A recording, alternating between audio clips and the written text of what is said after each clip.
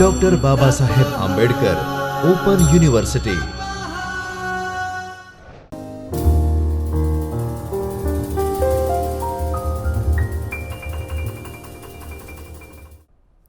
નમસ્કાર મિત્રો, doctor Baba Saheb Ambedkar open યુનિવર્સિટીના ચૈતન્ય સ્ટુડિયોમાં હું ડૉક્ટર સોનલ આપ સર્વેનું હાર્દિક સ્વાગત કરું છું. મિત્રો, અગાઉ આપણે ગુપ્ત સામ્રાજ્ય વિશે અભ્યાસ કર્યો અને એમાં સમુદ્રગુપ્ત અને સમુદ્રગુપ્તનું સત્તા વિસ્તરણ વિશે વિસ્તૃત ચર્ચા કરી. જે ચર્ચા થઈ એમાં સમુદ્રગુપ્તે કઈ રીતે ગાદી પ્રાપ્ત કરી, કે એના પહેલાં સમુદ્રગુપ્ત પહેલાં કોણ કોણ શાસક તરીકે ગુપ્ત વંશમાં થયા, ગુપ્ત વંશનો સ્થાપક કોણ હતો, કોણે એની સ્થાપના કરી. એમાં શ્રીગુપ્ત, ઘટોત્કચ અને ચંદ્રગુપ્ત પહેલાંની વાત કરી. ચંદ્રગુપ્ત પહેલો જે એક સ્વતંત્ર રાજવી તરીકે ઉભરી આવ્યો અને જેને મહારાજાધિરાજનું બિરુદ પ્રાપ્ત કર્યું. આ સાથે સાથે એના જે સોનાના સિક્કાઓ મોટા પ્રમાણમાં મળી આવેલા છે અને આ બધા ઉપરથી જે એ સમયમાં શરૂ થયેલ ગુપ્ત સંવંત છે, આ ગુપ્ત સંવંતની શરૂઆત કરનાર પણ કે ગુપ્ત સંવંતની શરૂ કરનાર એ ચંદ્રગુપ્ત પહેલો છે એ પુરવાર કરવામાં આવ્યું. આ બધા વિશે આપણે વિસ્તૃત ચર્ચા કરી. સમુદ્રગુપ્તે કઈ રીતે રાજગાદી પ્રાપ્ત કરી અને રાજગાદી પ્રાપ્ત કર્યા પછી એને જે વિજય અભિયાન અપનાવ્યું અને કઈ કઈ નીતિ એને અપનાવી, કઈ કઈ નીતિથી એને વિજય પ્રાપ્ત કર્યા એ પણ આપણે વિસ્તૃત રીતે જોયું. જેમાં આર્યવ્રતમાં વિજયો આપણે જોયા. આર્યવ્રતના વિજયમાં એને જે અલગ અલગ 9 નાગવંશીય રાજાઓને હરાવી અને જે શાસન પ્રાપ્ત કરે છે એ પણ આપણે જોયું. અને એક એવું અનુમાન મૂકવામાં આવ્યું કે આ 9 નાગવંશીય રાજાઓને આર્યવ્રતમાં હરાયા પછી એવું કહી શકાય કે સમુદ્રગુપ્તનું અથવા તો ગુપ્ત સામ્રાજ્યનું જે ચિહ્ન રહ્યું છે ગરુડ, એ ગરુડ યોગ્ય ચિહ્ન છે એ પણ આપણે વાત કરી. મિત્રો, આ પછી આપણે સાથે સાથે આર્યવ્રતની સાથે સાથે આટવિક શાસનને જે રીતે સમુદ્રગુપ્તે ત્યાં પોતાનું સામ્રાજ્ય સ્થાપ્યું એની પણ ચર્ચા કરી. અને પછી જે દક્ષિણા પંથનો વિજય છે એ સમુદ્રગુપ્તે કઈ નીતિ અપનાવી અને દક્ષિણા પંથને સામ્રાજ્યના ઉપર વિજય પ્રાપ્ત કર્યો અને વિજય પ્રાપ્ત કર્યા પછી કઈ નીતિ અપનાવે છે, એટલે કે એને જે રીતે રાજ્ય ઉપર પ્રહાર કરી અને સામ્રાજ્ય ઉપર જ્યારે પોતે આક્રમણ કરી અને એ પોતે પ્રાપ્ત કર્યા પછી ત્યાંના શાસકને ક્ષમા આપ્યા પછી એનું રાજ્ય એ ઉદારતાની નીતિ અપનાવી અને જે પરત કરવામાં આવે છે એ સર્વાનુગ્રહ મોક્ષ નીતિનું આપણે ચર્ચા, દરેક પ્રદેશ એક પ્રદેશના કયા કયા શાસક સાથે એને યુદ્ધ કરે છે અને વિજય પ્રાપ્ત કરે છે એ આપણે વાત કરી. મિત્રો, હવે વાત કરીએ તો એના સરહદ પરના વિજયો. સરહદ પરના વિજયોની વાત કરું મિત્રો, તો સરહદ પરના જે રાજ્યો છે એ કઈ રીતે એ પોતે એ પ્રાપ્ત કરે છે. સાવનભાઈ, એક પીપીટી તમે મિસ કરી નાખી અહીં.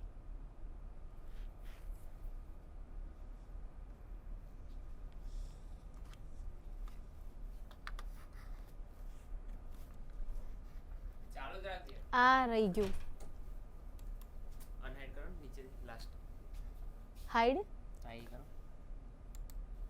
એને નીચે ખેંચી લો. શેને? એને પકડો. બરાબર. પછી ક્યાંથી ચાલુ કરું? અહીંથી જ ને, સરહદ પરના રાજ્યોથી ને. આજ સમજાવણી તમારે. હા, આ આગળની આવી ગઈ. હા, એ તો બરાબર છે બધી. આ પતી ગયું? ના, નથી પત્યું. આની આગળ વાળો. હા, અહીંથી ચલાવો.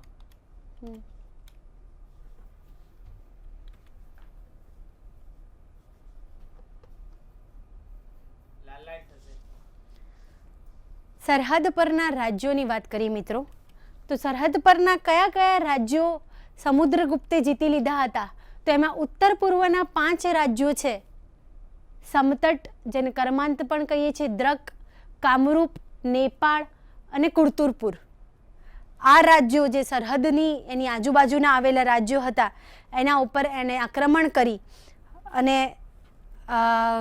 ક્યાંક એને આક્રમણ કર્યા વગર આ સરહદના રાજ્યોએ એની આ જે નીતિથી આજે એને જે સમગ્ર આર્યવ્રત ઉપર જે શાસન આર્યવ્રત ઉપર જે આક્રમણ કરી અને પોતાના સામ્રાજ્યમાં ભેળવી દીધા હતા, કે દક્ષિણા પંથ ઉપર આક્રમણ કરી અને ત્યાં જે નીતિ અપનાવેલી હતી, આ બધાથી એની જે સમુદ્રગુપ્તની સાહસિકતા, એની વીરતા, એની શક્તિશાળી જે રાજા તરીકે એની પ્રસિદ્ધિ હતી, આ પ્રસિદ્ધિથી જોઈ અને આ સરહદના રાજ્યો છે એ સમુદ્રગુપ્તનું આધિપત્ય સ્વીકારે છે. આ ઉપરાંત માલવ, આર્જુનાયન, મંદ્રક, આભીર, પ્રાંજુન, સનકાનિક, કાર્ક, ખરપરિક વગેરે ગણરાજ્યો પણ સમુદ્રગુપ્તનું આધિપત્ય સ્વીકારે છે. અને આ રીતે એ પોતાનું જે અલગ અલગ સરહદના રાજ્યો છે ત્યાં કોઈક જગ્યાએ મૈત્રીપૂર્ણ કે કોઈક રીતે વિવાહથી જોડાઈને, તો ક્યાંક આક્રમણ કરીને કે કોઈક સ્વૈચ્છિક આત્મસમર્પણ કરીને અલગ અલગ રાજ્યો સાથે અલગ અલગ રાજ્યોને પોતાના આધિપત્યમાં, પોતાના પ્રસારમાં ભેળવી દે છે. અને આ રીતે સમુદ્રગુપ્ત એ અલગ અલગ જગ્યાએ પોતાના સંબંધો ઊભા કરે છે. મિત્રો, સરહદ પરના રાજ્યોની સાથે વાત કરું તો એક બીજું છે કે પરદેશના જે રાજ્યો છે એ પરદેશના રાજ્યો સાથે કઈ રીતે એ પોતાના સંબંધો વિકસાવે છે, કે એમને કઈ રીતે પોતાના આધિપત્યમાં જોડે છે કે પોતાની સાથે જોડે છે.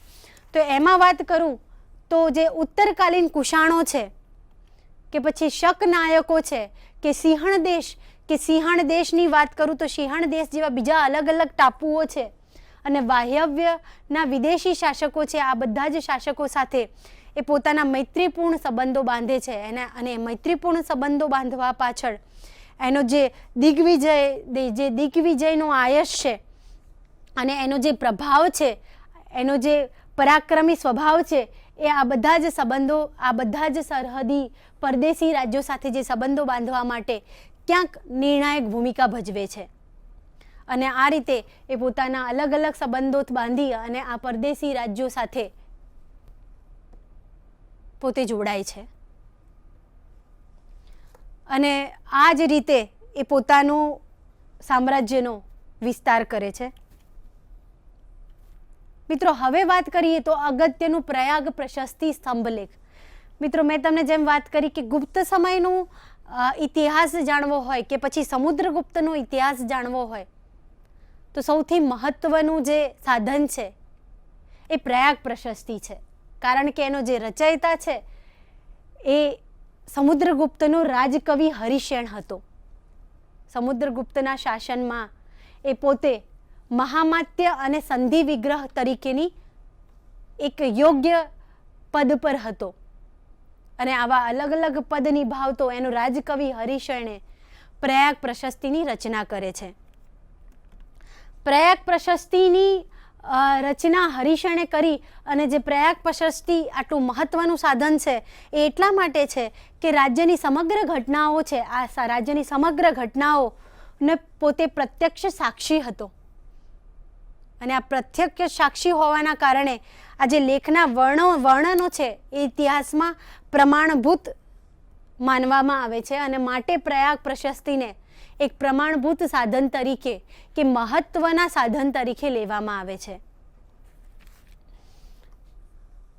પ્રયાગ પ્રશસ્તિ લેખ છે એને કૌશાંબીથી પ્રયાગમાં સ્થળાંતર એટલે કે લાવવામાં આવ્યું અને પછી હાલના સમયમાં એ યમુના નદીના કિનારે આવેલ કિલ્લા પર છે. અને જે અશોકનો જે લેખ છે, આ જે અશોકનો લેખ, આ પ્રશસ્તિમાં અશોકના અભિલેખની નીચે 33 લીટીઓ છે. 33 લીટીમાં આ લેખ કોતરવામાં આવેલો છે. અને મિત્રો, એનો જે ઉપરનો ભાગ છે એ થોડોક ખંડિત થઈ ગયેલો છે, પરંતુ એનો નીચેનો જે ભાગ છે જેમાં ઘણી બધી માહિતી ઉપલબ્ધ છે, આ ભાગ હાલના સમયમાં પણ ઉપલબ્ધ છે. આ લેખમાં વાત કરું તો તેનો ઉપરનો જે ભાગ છે એ પદ્ય અને નીચેનો ભાગ છે એ ગદ્યાત્મક શૈલીમાં લખવામાં આવેલો છે. એટલે કે આ 33 લીટીમાં જે અભિલેખ કોતરાયેલો છે એનો જે અડધો ભાગ છે પદ્યમાં અને નીચેનો ભાગ ગદ્યાત્મક શૈલીમાં આની રચના કરવામાં આવેલી છે. આ લેખની વાત કરું તો મિત્રો, આ લેખમાં સમુદ્રગુપ્તની પોતાની આ જે શ્લોક, આખા શ્લોકમાં લખાયેલો જે લેખ છે એમાં શરૂઆતના જે શ્લોકો છે એ શરૂઆતના શ્લોકોમાં સમુદ્રગુપ્તના શરૂઆતના શિક્ષણ, એને જે રાજ્યારોહણ પ્રાપ્ત કર્યું એની વાત કરવામાં આવેલી છે. આ ઉપરાંત એને જે યુવાન વય છે, આ યુવાન વયમાં એના પિતા ચંદ્રગુપ્ત પહેલા સાથે રહી અને જે અલગ અલગ સામ્રાજ્યો ઉપર ચડાઈઓ કરી એની પણ વાત કરવામાં આવેલી છે. એને યુવાન વયની સાથે એને જે ઉત્તરદાયિત્વ લીધું એ ઉત્તરદાયિત્વની પણ વાત કરવામાં આવેલી છે. આ ઉપરાંત એમાં તેના આર્યવ્રતના વિજયો અને આર્યવ્રતના વિજયોની સાથે દક્ષિણા પંથો ઉપર જે એને આક્રમણ કર્યું એની પણ વિસ્તૃત રીતે ચર્ચા કરવામાં આવેલી છે. ક્યાંક રાજાના નામની વાત છે તો ક્યાંક પ્રદેશના નામની વિસ્તૃત રીતે આમાં વાત કરવામાં આવેલી છે. આ ઉપરાંત એમાં સરહદના રાજ્યો, વિદેશી રાજ્યો, આ વિદેશી રાજ્યોનો પણ ઉલ્લેખ કરવામાં આવેલો છે. અને આમ આ પ્રશસ્તિ લેખ છે એ સમુદ્રગુપ્તના વિજયો અને સફળતાની સાક્ષી પૂરતો હજુ પણ અલ્હાબાદમાં ઊભો છે. અને આ રીતે આ જે છે હરિશેણનો પ્રયાગ પ્રશસ્તિ એ ઇતિહાસ, પ્રાચીન ભારતના ઇતિહાસ જાણવાનું મહત્વનું સ્ત્રોત છે. એક ગુપ્ત સમયનું ઇતિહાસ જાણવાનું મહત્વનું સ્ત્રોત છે. અને સમુદ્રગુપ્તને આપણી સમક્ષ એ મૂકનારો સ્ત્રોત છે. આ મિત્રો પ્રયાગ પ્રશસ્તિની મહત્વતા આપણે અહીં જોઈ શકીએ છીએ. અને આમ મિત્રો સમુદ્રગુપ્તે જે વિજય અભિયાન અપનાવ્યું અને એને જે સત્તાનું વિસ્તરણ કર્યું, જે સામ્રાજ્યનું વિસ્તરણ કર્યું અને હિમાલયથી માંડીને દક્ષિણના વિંધ્યાચલ સુધી અને માળવાથી લઈને બંગાળ સુધી એને પોતાનું સત્તાનું વિસ્તરણ કરે છે. અને સમુદ્રગુપ્તે જે અપનાવેલી નીતિ છે એ અપનાવેલી નીતિથી એને જે રીતે અલગ અલગ પ્રદેશોને પોતાની સાથે જોડ્યા, ક્યાંક વિવાહ સંસ્કારથી તો ક્યાંક સારા સંબંધોથી, ક્યાંક આક્રમક નીતિથી તો ક્યાંક ઉદારતાની નીતિથી એ પોતાના સામ્રાજ્યનો વિકાસ કરે છે. અને એનું આ પ્રભાવશાળી વ્યક્તિત્વ આપણને અહીં દેખાઈ આવે છે. સમુદ્રગુપ્તની વાત કરતા એટલું કહીશ કે એ પોતે જે એની જે વાત છે, એક મહાન વિજેતા, સેનાનાયક, મુસ્તદ્દી, રાજનીતિજ્ઞ, મહાન શાસક, ઉદાર અને પ્રતિભાશાળી વ્યક્તિત્વ, સાહિત્ય પ્રેમી, વિદ્વાનોનો આશ્રયદાતા, કલાપ્રેમી શાસક તરીકે તે પ્રસિદ્ધ પામ્યો. અને માટે જ ગુપ્ત યુગને એ પ્રાચીન ભારતના શાસનમાં સુવર્ણ યુગ તરીકે જે ઓળખવામાં આવ્યો એમાં ક્યાંક ને ક્યાંક સમુદ્રગુપ્તનું શાસનકાળ પણ જવાબદાર હતું. કે સમુદ્રગુપ્તની નીતિ પણ, કે સમુદ્રગુપ્તની સાહસિકતા પણ એમાં જવાબદાર હતી. એ જરૂર નોંધ લેવા પાત્ર છે મિત્રો.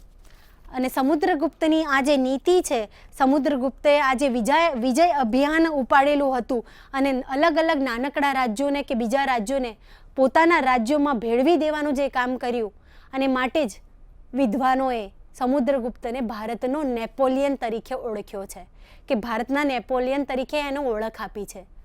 આ રીતે મિત્રો આપણે સમુદ્રગુપ્તનો પૂરેપૂરો અભ્યાસ કર્યો, એના વિજય અભિયાન જોયા અને કઈ રીતે એને સત્તાનું વિસ્તરણ કર્યું એને વિસ્તૃત રીતે આપણે ચર્ચા કરી. અને આ પછી આપણે ગુપ્ત સમયના અલગ વિષય સાથે મળીશું. આભાર. સ્વાધ્યાયઃ